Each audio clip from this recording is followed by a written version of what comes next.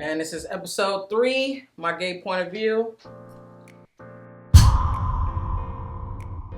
One of my gay pet peeves is trying to figure out how many newcomers we have in this LGBTQIA+, because I feel like I respect everybody's pronouns, who they want to be, and all those things, but I do feel like you open a Pandora's box when you allow people to start doing too much, and then now you're gonna have people that's like, well, I'm identify as a cat, you know, I'm a horse, I'm a lamp, you know what I mean? Now you just, why do we have to add all these people that ain't got nothing to do with the gay community to our alphabet? We got the pilgrims of the LGBTQIA just coming over. They like find a new land. They like, we are here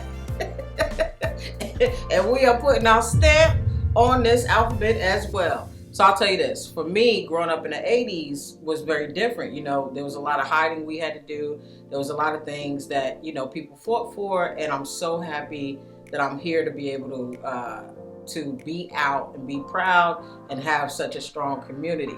However, I'm still playing catch up because I'm just used to certain things. And I remember when I first moved out to LA, I remember this is like when the newness is coming, the first pilgrimage, right? I remember going to this event with my friend, and we had to talk to a certain lady. Now this certain, because he identifies as he, right? So we showed up, and he had a short fade with some big titties, bigger than mine. Because if y'all know my titties, it was literally like out to here. She had on a wife beater. It was an LGBTQ event, and I had to keep going up to her to ask her so we could set up stuff, right? So I'm like, excuse me, ma'am. And you know, the first time she was like, I'm not a ma'am, I'm a sir. And it's like, okay. And then we went back, and again, I was like, excuse me, miss. And the thing is, we're looking at her breast because it's in our face. Her breast is covering, like, I want to be respectful and look up here, but it's hard to look past these with it in your face. Long story short, we just stopped asking her for things. We just figured out what we needed to figure out without going to him. I have a couple of really serious gay pet peeves, or LGBTQ pet peeves. I can't stand messy gay men. You can be gay, you can be fabulous, you can be cunty and all that type of stuff. That does not mean that you gotta be being messy with people. That's the big one, because a lot of people think gay men are messy and a lot of us aren't. But there are some messy bitches out there, and they deserve to have their brunch plans ruined. Society is making a transition right along with you, and I'm just playing. So society is everybody's making their transition, and that should be respected on both sides. As you transition and figure out what your pronouns are, let society transition and figure out how to address you. That is something very new, and a lot of these folks want you to read their mind or something like that. Like, if we're in Target and we see a big old dude in there who look like he drive dump trucks, and you walking past him and you say, excuse me, sir, he go, I'm a ma'am. How was I supposed to know? You ain't put on no rouge or no kitten heels or nothing. So those are my two pet peeves, is don't be a messy gay man. And on both sides, society, you know, whether you're trans or gender non-binary or whatever, you're gonna have to understand that's new for a lot of people, and you can't get mad when people don't understand. That's not going to want to make them listen to you. That's going to make them want to shut you out. And so, you know, the best thing to do is just authentically be you and explain who you are, and let the rest work itself out. My gay pet peeves, I have a lot, but my biggest gay pet peeve is when people say you're too cute to be a lesbian.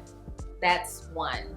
My second biggest one is when people ask who's the man in their relationship.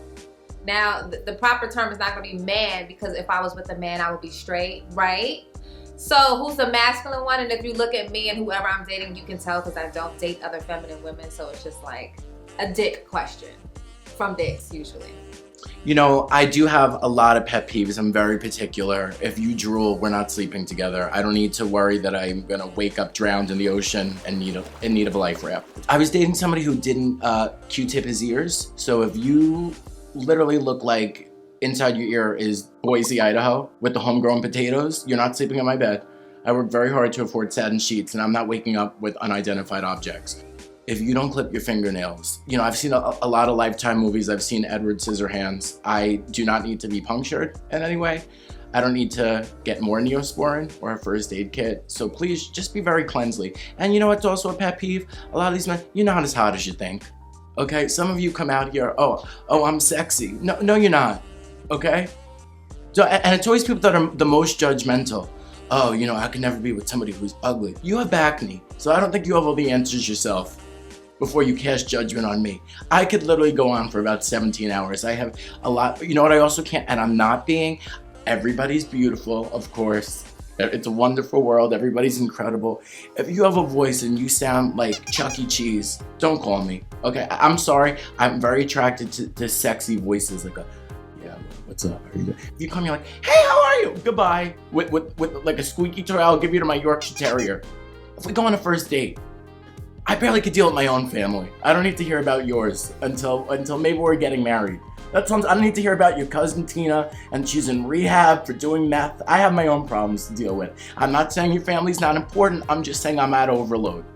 So you know what? Maybe if there's an engagement ring, then maybe I want to hear that your grandma takes her teeth out and gives great head. My turnoffs in a relationship is I don't like women who talk a lot. And what I mean by talk a lot, like talk a lot with no purpose. I think if you see the TV on, you know, we sit down, you can't say let's spend quality time together and watch a movie and talk through the whole movie.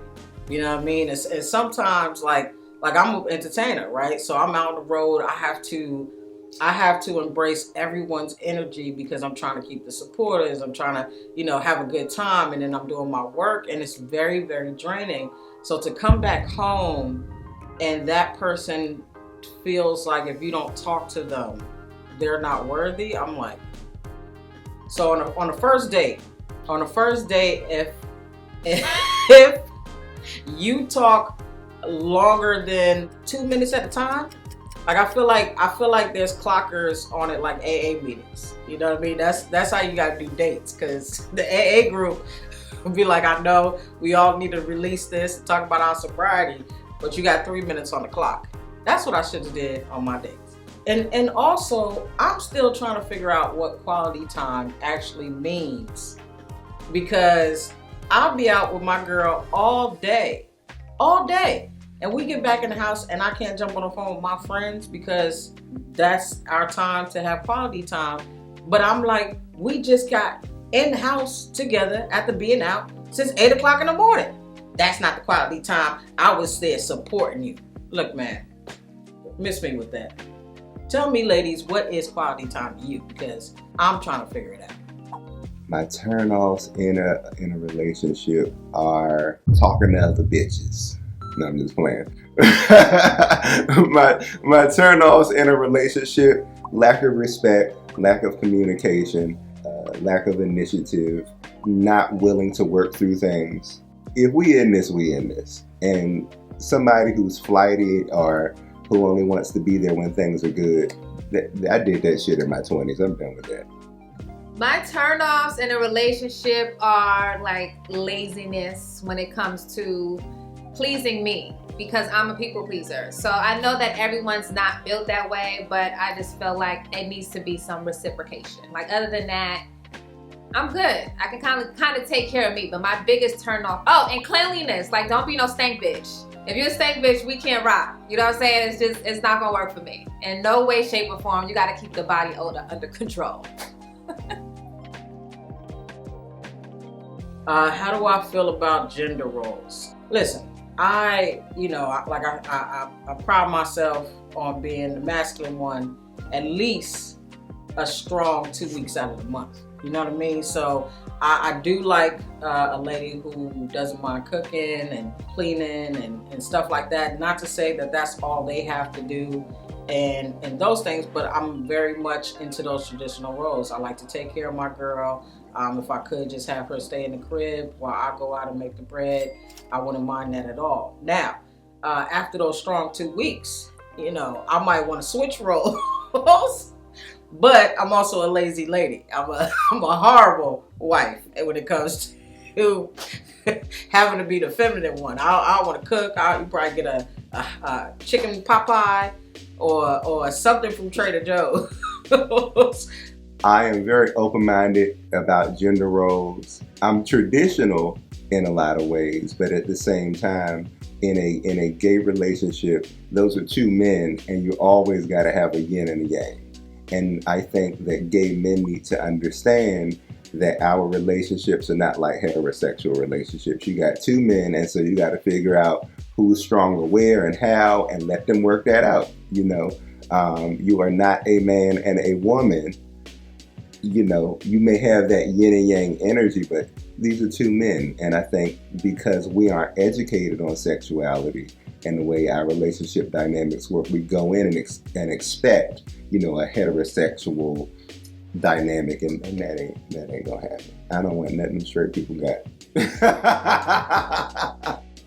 I like gender roles. I think gender roles are for who they are for. If you're not into gender roles, then don't, you know, be with someone that's into gender roles. Like, I like being the girl that gets chairs pulled out for me and doors open, because I'm not doing that shit. I tried, and no, I'm not opening no fucking doors. You're gonna stand there all night, bitch. It's just not for me. I'm not pulling out no chairs. It's just, I'm so old school in that sense, which is so weird because I'm a lesbian, but I like gender roles. You know, stud me, honey. I think that the most exciting part of being around today, I love that I said that like I could have been around in the colonial era. You know, I think the exciting part about being around today is that you could be whoever you want, really. You could be a guy, you could be a girl, you could be an ostrich if you want to. I mean, the opportunity is yours. You know, in terms of gender roles, in the bedroom, you know, for me, I'm very lazy. I don't like to move. People have had sex with me and thought I passed away. One time, actually, a guy said to me, "Want to get on top?" And I literally said, "If I get up, I'm leaving," because I don't like to move. And so that's, I don't know if that's necessarily a gender role. And I'd be like that with a man or a woman or, you know, an ostrich, as I previously mentioned. I just don't like to move. And can I tell you, Chaunte, as I'm getting older, I'm gonna be 30 this year. I'm not a kid anymore. I can't compete with these young sluts, okay? I'm not going down on you and cupping the balls. No, I'm not doing any, I'm not putting my knees behind my head. I'm laying there, you can check my pulse, and that's what you're gonna get from me. I'm older now. I can't compete with these kids who are gonna blow you in the back alley. That's not me. It's not. You know what I mean? And you know from doing the shoot that I sweat. I don't like people to see me vulnerable. When I sweat, I look like Little Richard. And I have to tell you, if I wanna get kinky, my idea of kink is leaving the lights on. That's as crazy as I get. Have I ever slept with a friend's ex? Okay, what do you consider a friend?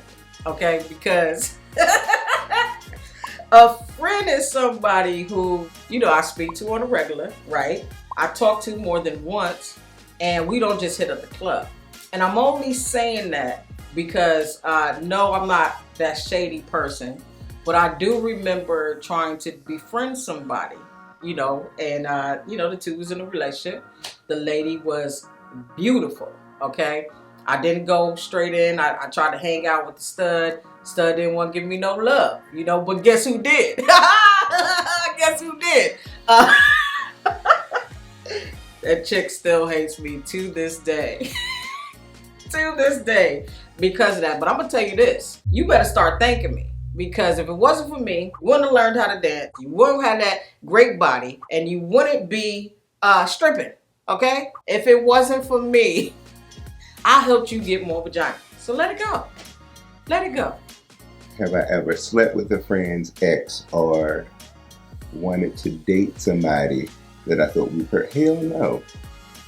Because just when you start thinking they're cute or something like that, which I do not, if I see my friend with somebody, I'm like, they're cute. You're human. It's perfectly human to go, oh, wow, they're cute.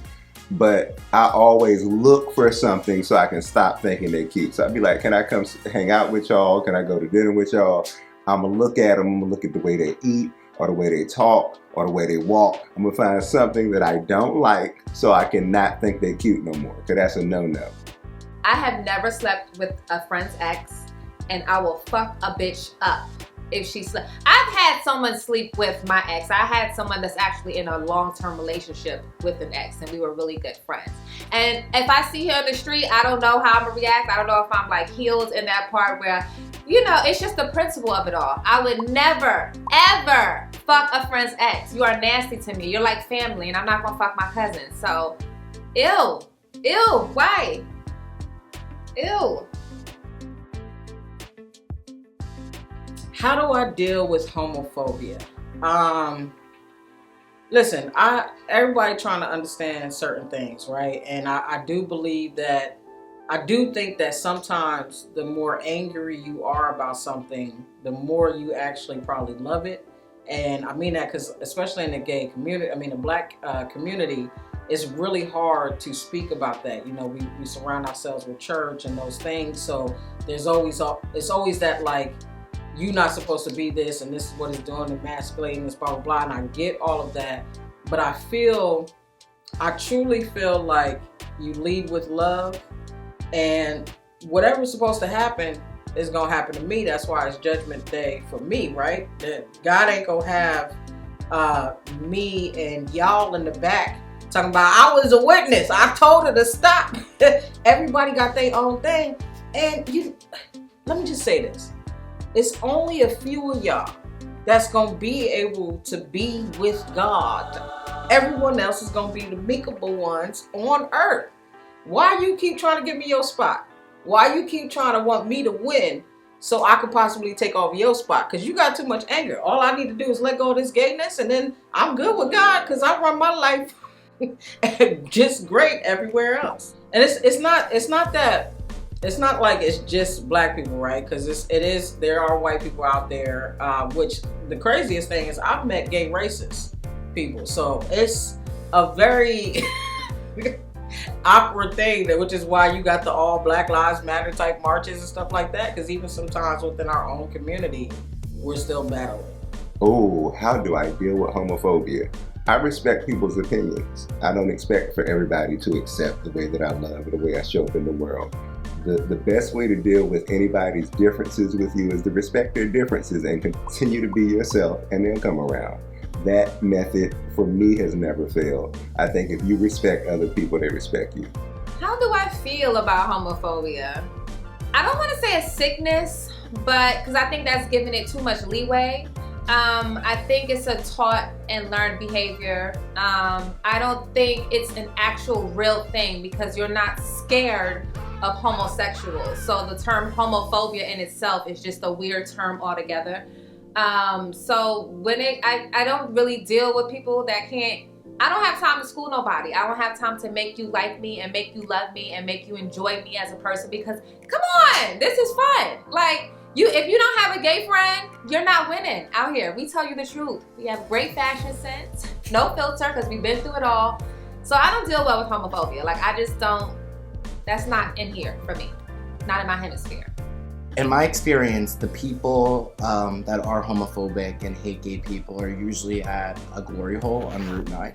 They have secrets that they can't accept. They, may have gotten a boner in the locker room at football practice and they're scared. Why did my 2-incher go to 2.5 inches? And I can't help that. And if you're so concerned about what people are doing in their bedroom, what's going on in your bedroom? Because those are the type of girl that goes, just put one finger in my anus. Oh, is that what's going on? Interesting. I have dated someone with small kids at the time. Very beautiful kids. They were very smart and amazing. But the daughter was such a clit blocker. It was, if you ever wanted to, because at least in a heterosexual sex kind of thing, you could just slip it in, pull the panties to the side and slip it in. But we got to bump coochies. You know what I'm saying? I need to get on top of you, or you're going to see some mess down here and all these things. And every time I would be like right in here, the baby come in, Mommy, can I sleep with you? Now, and the crazy thing, the bed is wet. We got the whole bed wet. And we got to let the baby come in on our wetness. It was just disgusting. I was like, I can't do this. She wouldn't leave me alone. Hating ass babies. Hating ass babies. I was dating this dude one time. He dumped me. And so I started dating his dad and I became his stepdaddy. How about that? I have fucked someone with small children. And that alone let me know that there was not going to be longevity, because I had to get up and be a friend before the kids woke up, and that's not going to work for me. And those kids were small. Grown kids? Oh no, I did date someone with grown kids, and her daughter was like 10 years younger than me, so it was really weird. We were like super cool besties, and her mom was like our auntie, so it did not work. I tried to date up.